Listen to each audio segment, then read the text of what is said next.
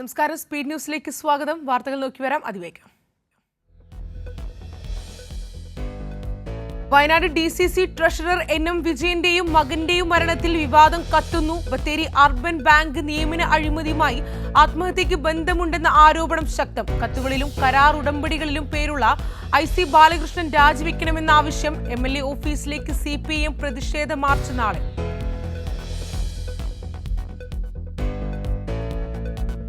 CPIM Pathanamthitta ജില്ലാ സമ്മേളനം തുടരുന്നു. സമ്മേളനത്തിൽ 2 പ്രത്യേക ക്ഷണിതാക്കൾ ഉൾപ്പെടെ 299 പ്രതിനിധികൾ. ഇന്ന് ജില്ലാ സെക്രട്ടറി അവതരിപ്പിച്ച റിപ്പോർട്ടിന്മേലുള്ള ചർച്ചകൾ. നാളെ പുതിയ സെക്രട്ടറിയെയും ജില്ലാ കമ്മിറ്റിയെയും തിരഞ്ഞെടുക്കും. ഡോക്ടർ മൻമോഹൻ സിംഗ് സ്മാരകത്തിന് പ്രത്യേക സ്ഥലം അനുവദിക്കാത്തതിൽ BJPയും കോൺഗ്രസും തമ്മിൽ വാക്പോര് രൂക്ഷം. മുൻ പ്രധാനമന്ത്രിയോട് കേന്ദ്ര സർക്കാർ ബോധപൂർവം അനാദരവ് കാണിക്കുന്നുവെന്ന് കോൺഗ്രസ്. നരസിംഹറാവു സ്മാരകം നിർമ്മിക്കുന്നതിലെ കോൺഗ്രസ് വീഴ്ച ചൂണ്ടിക്കാട്ടി BJP.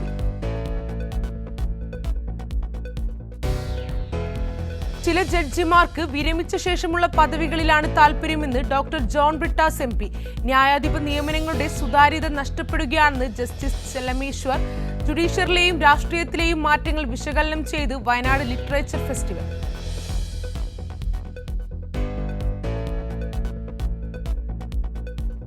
കൗമാരകലയ്ക്ക് അരങ്ങുണരാൻ ഇനി ഒരാഴ്ച മാത്രം. ഒരുക്കങ്ങളുടെ അവസാന ഘട്ടത്തിൽ തലസ്ഥാന നഗരി. കലാപ്രതിഭകളെ വരവേൽക്കാനുള്ള ആവേശത്തിൽ നാടും നഗരവും.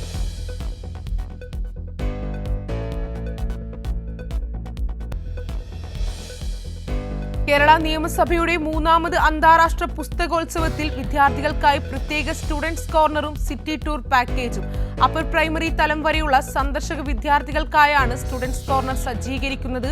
വിദ്യാർത്ഥികൾ രചിച്ച പുസ്തകങ്ങളും ഈ വേദിയിൽ പ്രകാശനം ചെയ്യും.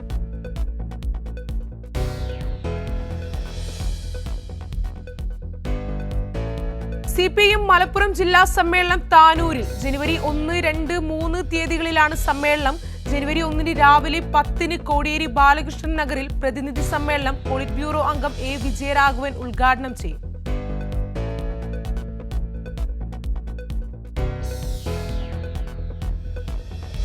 വീണ്ടും VRS പ്രഖ്യാപിച്ച് BSNL. 20,000 ജീവനക്കാരെ പിരിച്ചുവിടാൻ BSNL ധനമന്ത്രാലയത്തിന്റെ അനുമതി തേടി.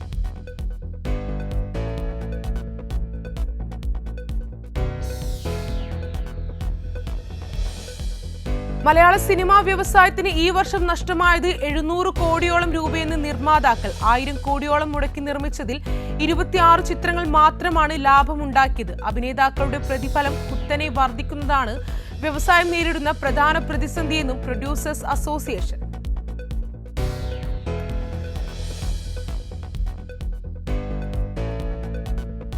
യുവതാര യൂത്ത് ലിറ്ററേച്ചർ ഫെസ്റ്റിവൽ കോഴിക്കോട് സംഘാടക സമിതി ഓഫീസ് സാഹിത്യകാരൻ KP രാമനുണ്ണി ഉദ്ഘാടനം ചെയ്തു. ജില്ലാതല സ്റ്റേജ് മത്സരങ്ങൾ ജനുവരി 5 കുന്നമംഗലത്ത് നടക്കും.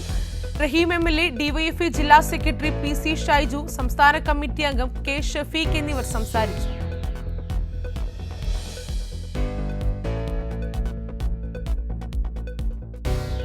നാദാപുരം തണ്ണീർപന്തലിൽ യുവതിക്ക് നേരെ പീഡന ശ്രമം. വ്യാപാരി അറസ്റ്റിൽ. പുറമേരി കുനിങ്ങാട് സ്വദേശി മുനീറിനെ നാദാപുരം പോലീസാണ് അറസ്റ്റ് ചെയ്തത്.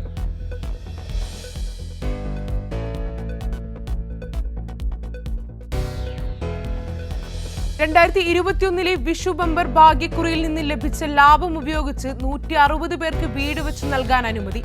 പിന്നോക്കം നിൽക്കുന്ന ഭാഗ്യക്കുറി ഏജന്റുമാർക്കും വിൽപ്പനക്കാർക്കുമാണ് വീട് വെച്ച് നൽകുന്നത്. 9.48 കോടി രൂപ ആദ്യഘട്ട നിർമ്മാണത്തിനായി വിനിയോഗിക്കാൻ നികുതി വകുപ്പ് അനുമതി നൽകി. പുരോഗമന കലാസാഹിത്യ സംഘം വടകരയും M. ദാസൻ ലൈബ്രറിയും സംയുക്തമായി MT വാസുദേവൻ നായർ അനുസ്മരണം നടത്തി. നഗരസഭ സാംസ്കാരിക ചത്വരത്തിൽ നടന്ന അനുസ്മരണ പരിപാടിയിൽ B. സുരേഷ് ബാബു അധ്യക്ഷനായി. ഡോക്ടർ രാജേന്ദ്രൻ എടത്തുംകര MT അനുസ്മരണ പ്രഭാഷണം നടത്തി.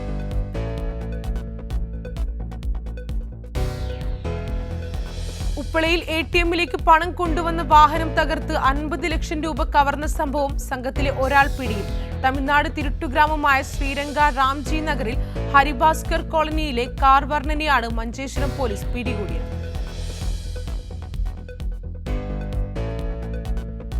കർണാടകയിലെ സർവകലാശാലയിൽ ഗസ്റ്റ് ലെക്ചറായി നിയമിക്കപ്പെടുന്ന ആദ്യത്തെ ട്രാൻസ്ജെൻഡറായി രേണുക പൂജാർ. നന്ദിഹള്ളി ക്യാമ്പസിലെ കന്നഡ ഡിപ്പാർട്ട്മെന്റിൽ ഡിസംബറിലാണ് ഗസ്റ്റ് ലെക്ചററായി നിയമിക്കപ്പെട്ടത്.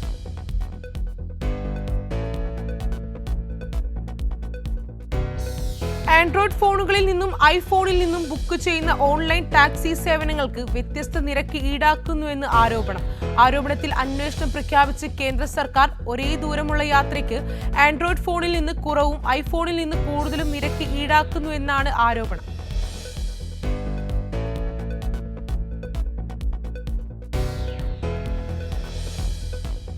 വിവിധ ഫാർമസ്യൂട്ടിക്കൽ കമ്പനികൾ നിർമ്മിക്കുന്ന 111 മരുന്നുകൾക്ക് സ്റ്റാൻഡേർഡ് ക്വാളിറ്റി ഇല്ലെന്ന് കണ്ടെത്തൽ. Central drugs laboratory, state drugs testing laboratory എന്നിവരുടേതാണ് കണ്ടെത്തൽ. ഇത്തരം മരുന്നുകൾ വിപണിയിൽ നിന്ന് നീക്കം ചെയ്യാൻ വേണ്ട നടപടി സ്വീകരിക്കാനും ആരോഗ്യ മന്ത്രാലയത്തിന് മുന്നറിയിപ്പ് നൽകി.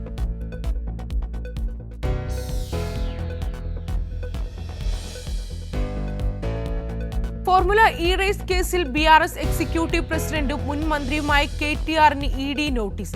ജനുവരി 7 വിചാരണയ്ക്ക് ഹാജരാകണമെന്ന് ചൂണ്ടിക്കാട്ടിയാണ് നോട്ടീസ്.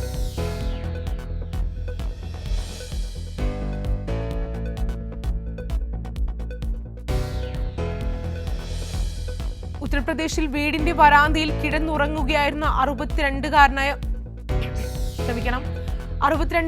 കർഷകനെ അജ്ഞാതരായ ആക്രമികൾ കഴുത്തറുത്ത് കൊലപ്പെടുത്തി. സിറൗലി പോലീസ് സ്റ്റേഷൻ പരിധിയിലെ ജഗന്നാഥ്പൂർ ഗ്രാമത്തിലാണ് സംഭവം.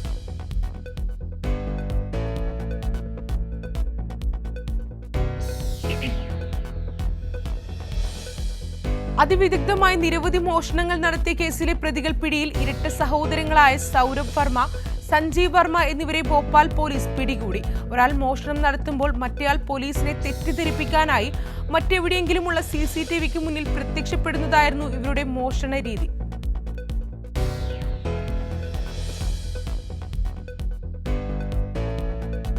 അണ്ണാ സർവകലാശാലയിലെ വിദ്യാർത്ഥിനിക്ക് നേരെയുണ്ടായ ലൈംഗിക അതിക്രമം അന്വേഷിക്കാൻ പ്രത്യേക അന്വേഷണ സംഘത്തെ രൂപീകരിച്ചു. റിട്ടയർഡ് IPS ഓഫീസറും മഹാരാഷ്ട്ര മുൻ DGPയുമായ പ്രവീൺ ദീക്ഷിത്, മമത കുമാരി എന്നിവരടങ്ങുന്ന സമിതിയെയാണ് രൂപീകരിച്ചത്. വസ്തുതാ അന്വേഷണ സമിതി ഡിസംബർ 30 ചെന്നൈ സന്ദർശിക്കും.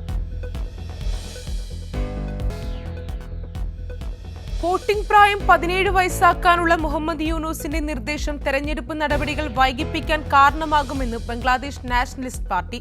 നിർദ്ദേശം തെരഞ്ഞെടുപ്പ് കമ്മീഷനെ സമ്മർദ്ദത്തിലാക്കുമെന്നും ഇത് തെരഞ്ഞെടുപ്പ് നടപടികൾ വൈകിപ്പിക്കുമെന്നും BNP.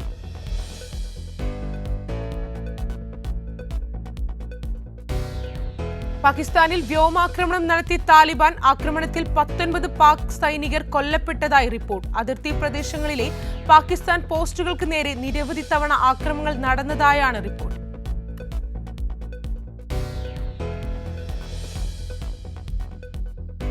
വിമാന ദുരന്തത്തിൽ അസർബൈജാനോട് ക്ഷമാപണം നടത്തി Russian president Vladimir Putin. Azerbaijan പ്രസിഡന്റുമായി പുടിൻ ഫോണിൽ സംസാരിച്ചതായാണ് വിവരം.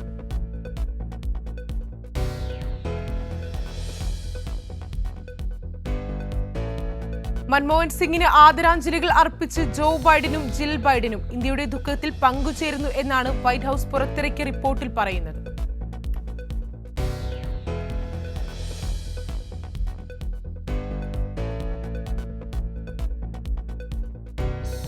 ലോകത്തിൽ 1/6 കുട്ടികൾ ജീവിക്കുന്നത് സംഘർഷബാധിത പ്രദേശങ്ങളിലെന്ന് UN റിപ്പോർട്ട്. 2ാം ലോക മഹായുദ്ധത്തിനു ശേഷം ഐക്യരാഷ്ട്രസഭയുടെ കണക്കനുസരിച്ച് 473 ദശലക്ഷത്തിലധികം കുട്ടികൾ ക്രൂരമായ ആക്രമണത്തിന് ഇരയാകുന്നുണ്ടെന്നും യുനിസെഫ് റിപ്പോർട്ട്.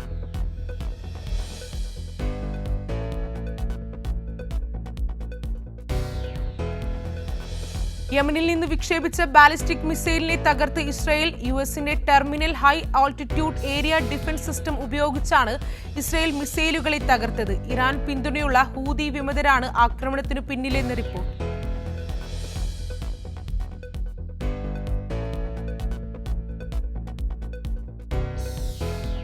MT വാസുദേവൻ നായരുടെ നിര്യാണത്തിൽ മലയാളം മിഷൻ ദുബായ് ചാപ്റ്റർ പഠന കേന്ദ്രം അനുശോചന യോഗം സംഘടിപ്പിച്ചു. ചാപ്റ്റർ ചെയർമാൻ വിനോദ് നമ്പ്യാർ അനുസ്മരണ പ്രഭാഷണം നടത്തി.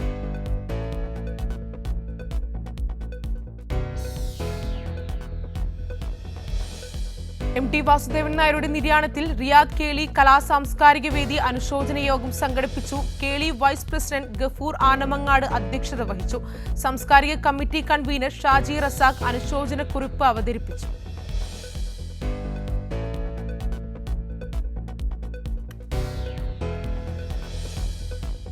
Abu Dhabi Malayali Samajam indoor sports സംഘടിപ്പിച്ചു. കായിക മത്സരങ്ങളിൽ 200-ൽ പരം സമാജം അംഗങ്ങളും കുടുംബങ്ങളും പങ്കെടുത്തു. സമാജ സ്പോർട്സ് സെക്രട്ടറി സുധീഷ്കൊപ്പം assistant sports secretary Natesan Sasi എന്നിവർ നേതൃത്വം നൽകി.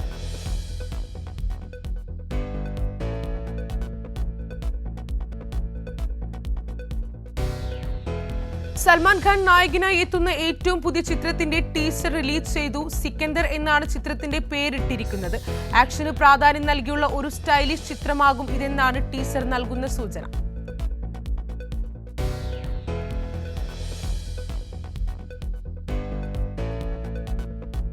ഉണ്ണി മുകുന്ദൻ നായകനായ ചിത്രം മാർക്കോ ഹിന്ദിയിലും ചർച്ചയാകുന്നു. മാർക്കോ ഹിന്ദിയിൽ 50 ലക്ഷത്തിലേക്ക് കളക്ഷൻ എത്തുമെന്ന് റിപ്പോർട്ട്.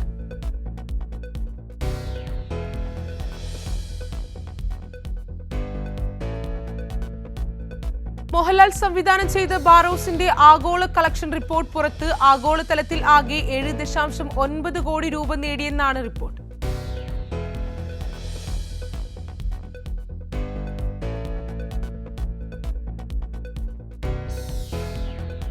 ഓൾമാക്സിന്റെ ഇന്ത്യയിലെ ഏറ്റവും പോപ്പുലർ സോഷ്യൽ മീഡിയ ഇൻഫ്ലുവൻസേഴ്സ് ലിസ്റ്റിൽ ഇടം നേടി പേളി മാണി.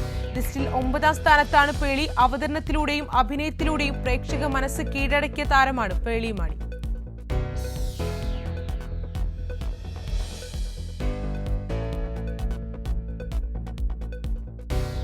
സുരാജ് വെഞ്ഞാറമൂട് നായകനായ എക്സ്ട്രാ ഡീസന്റ് 2ാം വാരത്തിലേക്ക്. ചിത്രത്തിന് ഫാമിലി പ്രേക്ഷകരുടെ വൻ സ്വീകാര്യത ലഭിച്ചെന്ന് റിപ്പോർട്ട്. സുധീർ കരമന, വിനയ പ്രസാദ്, ഗ്രേസ് ആന്റണി തുടങ്ങിയവരാണ് മറ്റ് അഭിനേതാക്കൾ.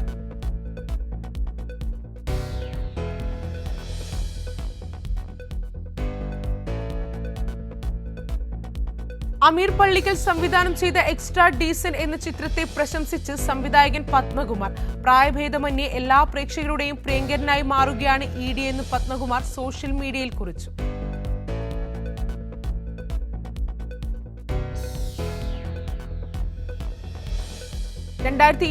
ൽ ഏറ്റവും കൂടുതൽ സിനിമയിൽ അഭിനയിച്ച നായക നടൻ ധ്യാൻ ശ്രീനിവാസൻ എന്ന് റിപ്പോർട്ട്. നായകനായും സഹനടനായും 13 സിനിമകളിൽ ധ്യാൻ പ്രത്യക്ഷപ്പെട്ടു.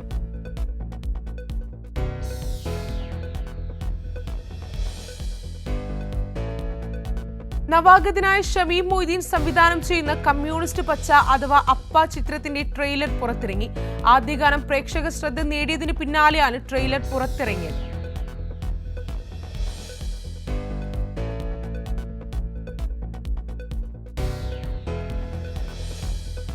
നിമിഷ, കരുണാസ് എന്നിവർ പ്രധാന വേഷത്തിലെത്തുന്ന ചിത്രം എന്നവിളെ ചിത്രീകരണം പൂർത്തിയായി. സജീവ് പാഴൂരാണ് ചിത്രത്തിന്റെ രചനയും സംവിധാനവും നിർവഹിച്ചിരിക്കുന്നത്. മോട്ടറോള എഡ്ജ് 50 സീരീസിലെ സ്മാർട്ട് ഫോണിന് ഡിസ്കൗണ്ട് പ്രഖ്യാപിച്ച് ഫ്ലിപ്കാർട്ട്. മോട്ടറോള എഡ്ജ് 50 മോഡലാണ് ഇപ്പോൾ ഡിസ്കൗണ്ടിൽ ലഭ്യമായിരിക്കുന്നത്. ഈ വർഷം ഓഗസ്റ്റിലാണ് മോട്ടറോള എഡ്ജ് 50 5G ഇന്ത്യയിൽ ലോഞ്ച് ചെയ്തത്.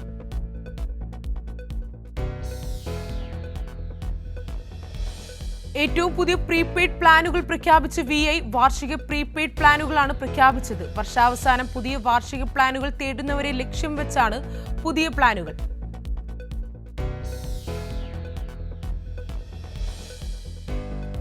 മൊബൈൽ വരിക്കാർക്കായി പുതിയ സേവനം ആരംഭിച്ച് BSNL. BITV സേവനമാണ് പുതുതായി അവതരിപ്പിച്ചിരിക്കുന്നത്. ഇന്ത്യയിൽ ആദ്യമായി പുതുച്ചേരി ടെലികോം സർക്കിളിലാണ് BSNL PTV സേവനം ആരംഭിച്ചിരിക്കുന്നത്.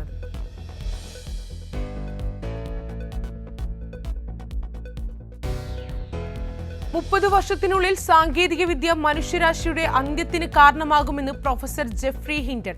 അടുത്ത 20 വർഷത്തിനുള്ളിൽ മനുഷ്യരെക്കാൾ മിടുക്കന്മാരായ AI-കളെ തങ്ങൾക്ക് വികസിപ്പിക്കാനാകുമെന്ന് പ്രൊഫസർ ജെഫ്രി ഹിൻറ്റൺ.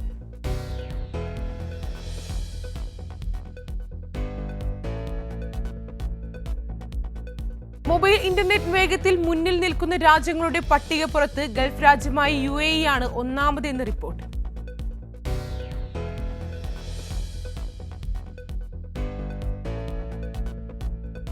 2025 ജനുവരി 1 മുതൽ പഴയ വേർഷനുകളിലുള്ള ആൻഡ്രോയിഡ് ഫോണുകളിൽ വാട്സ്ആപ്പ് പിൻവലിക്കാനൊരുങ്ങി മെറ്റ.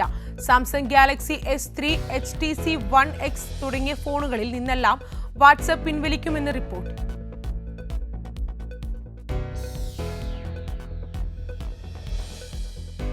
₹277 60 ദിവസത്തേക്ക് 120 GB ഡാറ്റ ഓഫർ നൽകി BSNL. 2025 ജനുവരി 16 വരെയാണ് ഓഫർ.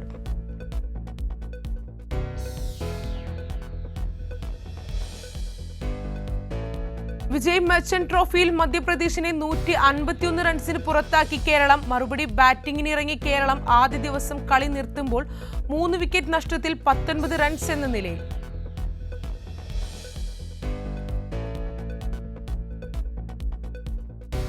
ലോക റാപ്പിഡ് ചെസ് ചാമ്പ്യൻഷിപ്പിൽ ജീൻസ് ധരിച്ചെത്തിയ മാഗ്നസ് കാൾസനെ അയോഗ്യനാക്കി. $200 പിഴയും ചുമത്തി. മത്സരത്തിൽ ജീൻസ് പാടില്ലെന്ന ചട്ടം ലംഘിച്ചതിനാണ് നടപടി.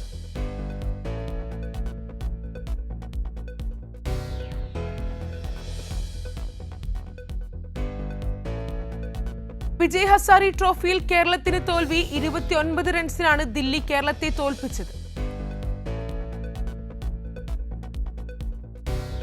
ഇതോടെ സ്പീഡ് ന്യൂസ് പൂർണ്ണമാകുന്നു.